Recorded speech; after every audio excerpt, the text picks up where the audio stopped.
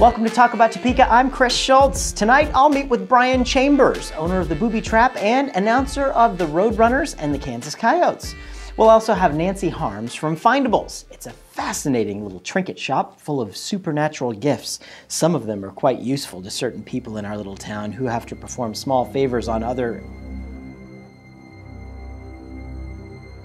I'm sorry. I'm being told that's the plot of Stephen King's Needful Things. This episode is brought to you by the WIBW channels and the Topeka mayoral campaign of Richard Simmons, because you need a leader with a proven track record of sweating with the oldies.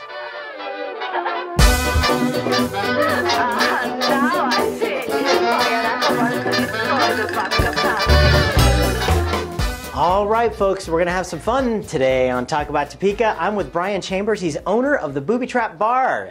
How you doing, Brian? I'm doing wonderful. Hey, thanks for joining us on the show today. I understand you guys are having kind of an anniversary coming up with the Boobie Trap.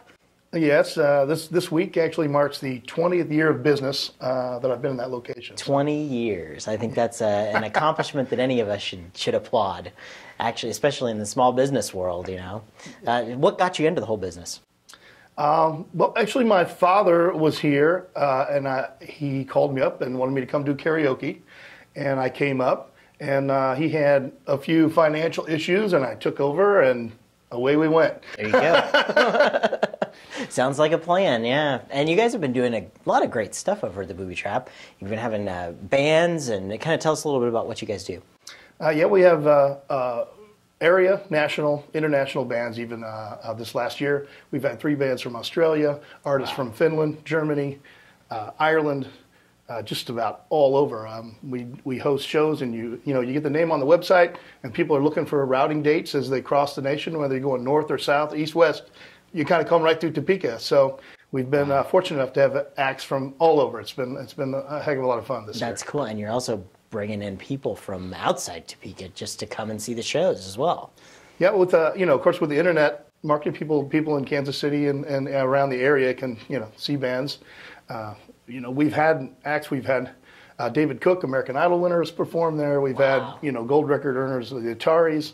On and on of the acts that we've just stumbled upon in this little location here in Topeka. I think that's really cool, especially what you guys do. You have it's really hard to explain the Boobie Trap to people. If you had to tell us the elevator speech about what it is, what would that be? It's just developed this sort of mecca, if you will, for the youth of Topeka to come and from electronic music to punk music, to rock music, to every genre, the diversity of the people, the acceptance of all lifestyles and all everyone that comes there feels people are friendly and accepted, and of course all of us look for a place to be accepted, and the Boobie Trap has been that place for a long, long time. It's a home for people. Really kind of a home away from home. People need their escape, and that's where they're going to. So I think that's really cool, especially that you've been doing it for 20 years. And in that time, I'm sure you have some interesting stories about this. But what has it been like, being a place that has really open arms for people, and being around Topeka and doing business in Topeka? What kind of trials and tribulations have you guys seen? Well, I'm not a native Topekan, but when I came here, I've raised 3 children here. Still have a little guy that's grown. And, I've made this town my own. Being one of the successful things I've done has just become part of the community. From being in Helen Hocker Theater to, the public address announcer for the Roadrunners. That's right. And doing these things and reaching out to the people, in any way I can. And that's really brought so much more, people back into the bar. Absolutely. And you mentioned you are the announcer for the Roadrunners. That's true. How long have you been doing that? This is sixth season. So wow. Since they've been here, I've been the guy. So. That's cool. And how have things been going for the Roadrunners?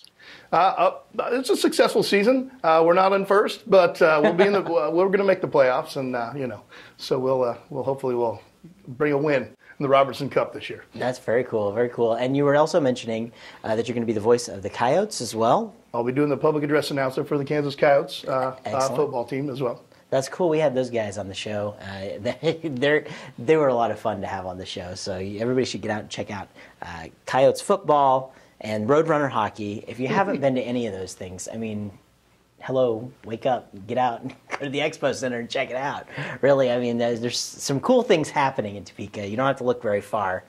So yeah, so tell us a little bit about your experiences in the bar business. Anything crazy that's been happening that has happened that made you question saying, wow, why am I in the bar business? And then you say, yeah, I totally love the fact that I'm in the bar business. Like, oh, of course, there's always those bad nights. But you know, one of my DJs who was a co-founder of Resistance, which is our alternative dance music night. And he came up to me the other day. I was running karaoke, and he says, Brian, he says, I can guarantee you have more fun at your job than any bar owner in this town. Because I'm a techie guy, and so I'm running the karaoke, and I'm singing the songs, and I enjoying the people, and it's really amazing. I really do. I wouldn't have done it for 20 years if I didn't really enjoy the people. That's the truth. That's the truth. If you did it for 20 years and you didn't like doing it, you'd probably be dead by now. So. Well, I'm certainly glad you're not dead. I'm glad you're here joining us on the show tonight, and I'm certainly loving the things that you're doing around Topeka. Unfortunately, I can't let you go until we do the notorious lightning round, folks. That's the where I put 60 seconds on the clock and ask you a bunch of questions that make you question life, really. Not really. Okay. Anyway, 60 seconds, go. Do you prefer cats or dogs? Ooh, do I have to pick? Cats. Oh, all right. Let's see. What do you like most about your job? Meeting new people. Excellent. What's the first thing you would do or if you won the big lottery? I know it's a little cliche, but probably take care of my parents financially and take a long family trip. Excellent, excellent. Give us one word that best describes your personality. Ooh. These are the tough questions. Yes. One word. Oof. Can you pass? I don't. Yeah, yes. One word is pass, folks. If you're going to throw a party, what would the theme be? Alice in Wonderland. Ooh, that would be fun. No one ever said that yet on the show. And what's your favorite television show to watch every Tuesday night at 9:30 on my TV? Talk about Topeka. Of course, of course. Brian, thank you so much for joining us, and keep up all the great work you're doing with the Boobie Trap and the Roadrunners and the Coyotes and everything that you do. Thank you so much.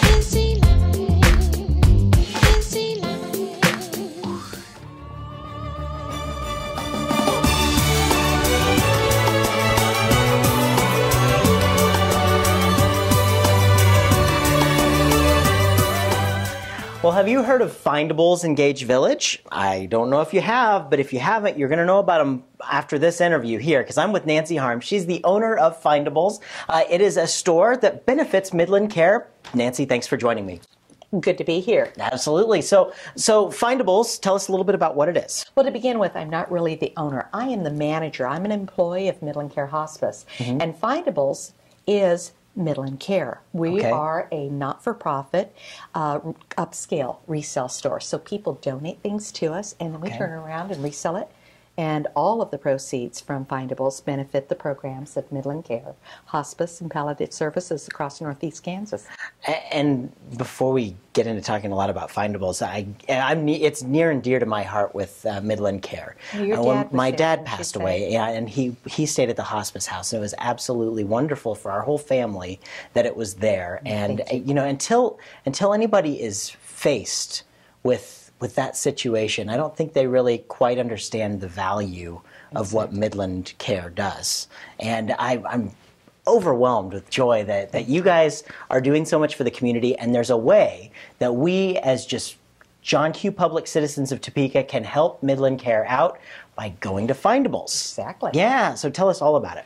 Well, Findables has been located for 2 years in Gage Village Shopping Center, which is on the north side of Huntoon, between Skinny's Sports Bar and Billy Vanilli's Cupcakes, and I think Allison has been on this program She has, also. absolutely. Julie's Coffee is right around the corner, Grover's Smokehouse, and Joanne Fabrics. You know, everybody can find us that way.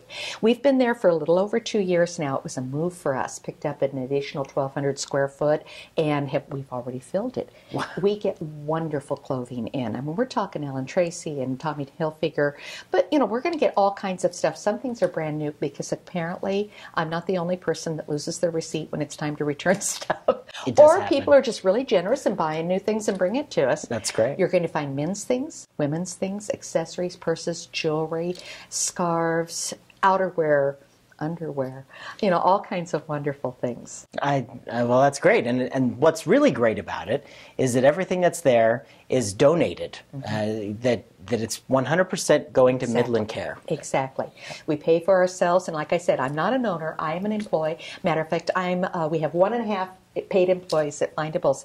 I have an assistant manager, Sarah Johnson, and we're the only 2 employees. Everyone else that works there are volunteers who give graciously of their time and their talents and staff this store 6 days a week that we're open.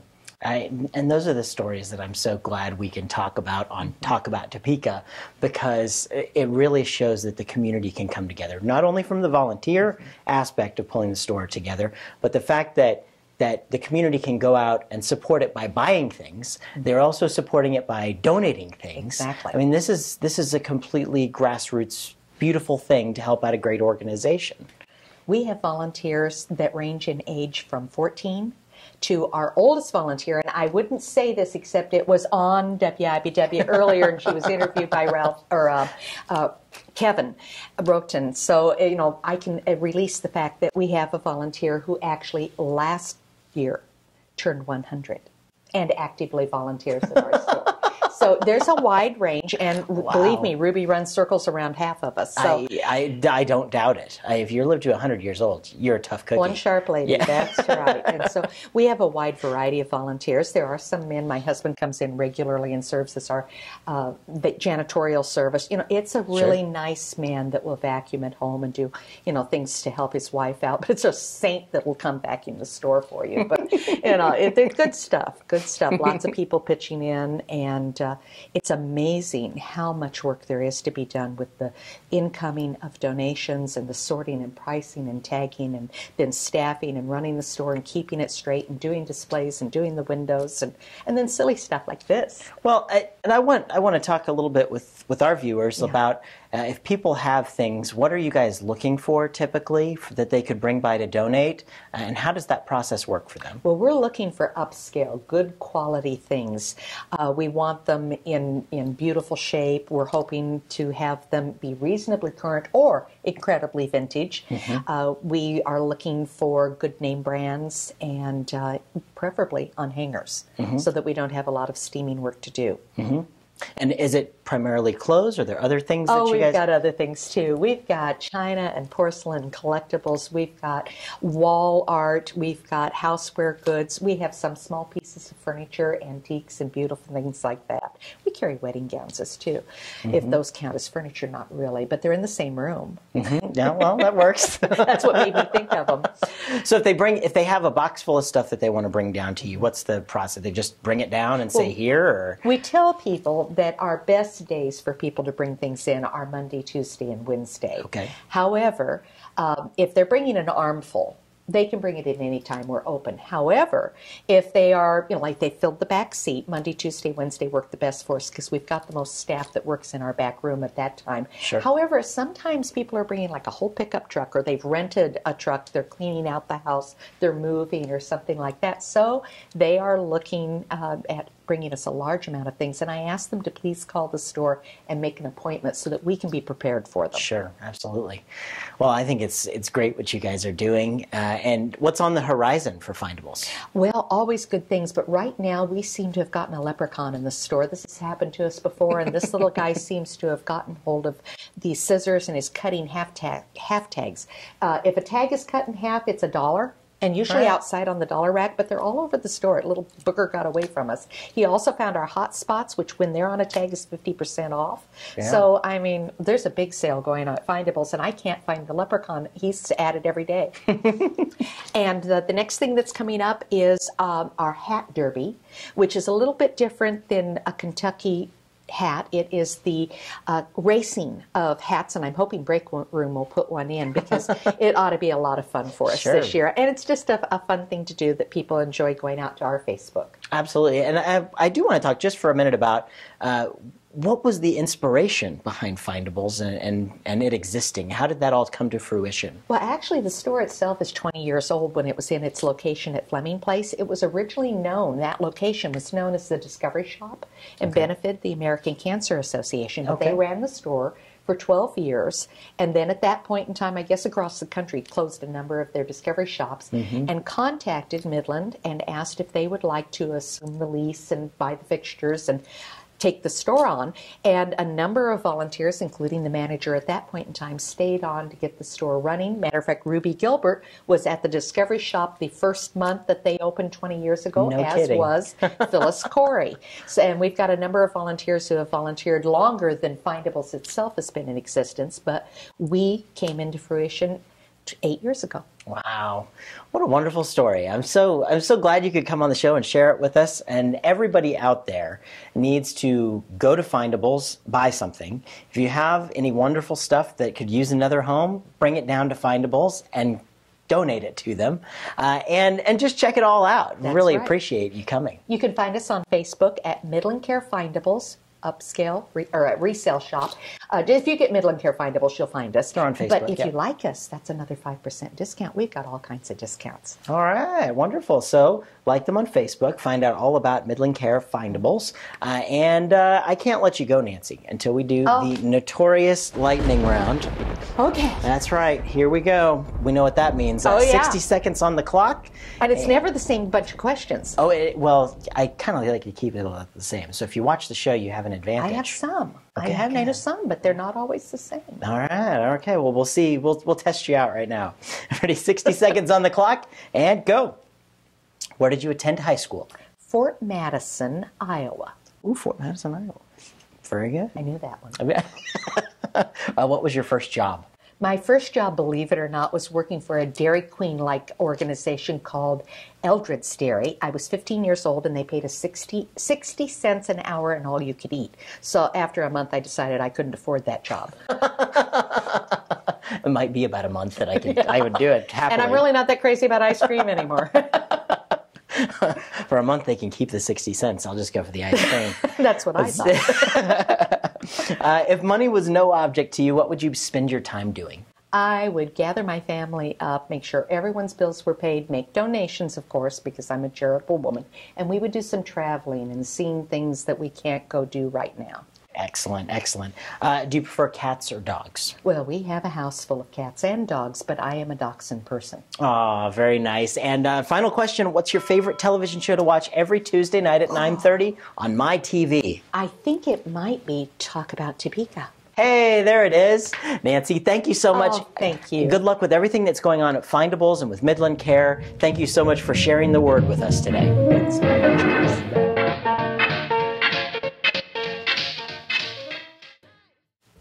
It's no secret. We love Topeka. That's why we produce this show every week, highlighting people who work hard to improve their hometown. In the coming weeks, we've decided to focus our show on the important upcoming city elections. In a recent Talk About Topeka interview, Topeka Mayor Bill Bunton made this comment that's really stuck with us. I'm more public than other elected officials, but how many people can tell you who their city council person is? How many people can tell you how many people are on the city council? Yeah. Who can tell us who your county commissioner representative is, or your school board representative is? Yeah. And all these people are spending a great deal of money. We have our elections for city offices, that being for the mayor and the 4 or 5, depending on the year, council people. It's in April. The big elections are in November, when people really turn out there. Yeah. They'll turn out maybe 50–60% of the eligible voters will vote. Yeah. In the city elections in the spring, when you elect school board members as well as council members and the mayor and some other minor offices as well, you get about 13, maybe 15% of the elected voters will come out and vote. Yeah. A lot of people only go to the polls when there's a president on the ballot. But for us, as Topekans, the municipal elections that are upcoming should be valued with an even greater importance. Those are the people who will be making the decisions that directly affect our neighborhoods. These are the people who will be directly responsible for our quality of life as residents of their districts. I hope that we can encourage all of us to stand up and be part of the process. First of all, get informed, and then go vote. Starting on our next episode, we will be sitting down with any of the candidates that want the free airspace. The focus of our interviews will be as impartial as possible.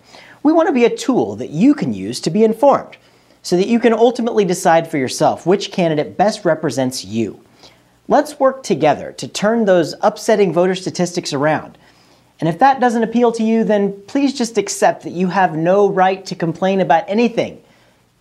Go ahead, put it in your calendar. Vote on Tuesday, April 2nd. We'll wait while you do it. See you at the polls.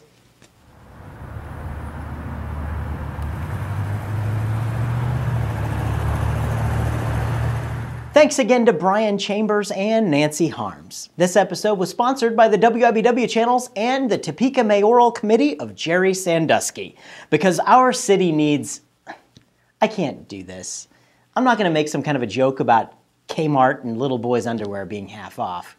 I'm a lot more classy than that. Let's move on. Remember, send us your hate mail to our website or via Facebook, Twitter, or Gmail. And check out the Topeka newsletter for all the cool stuff happening around here. Thanks for watching. I'll see you all next week.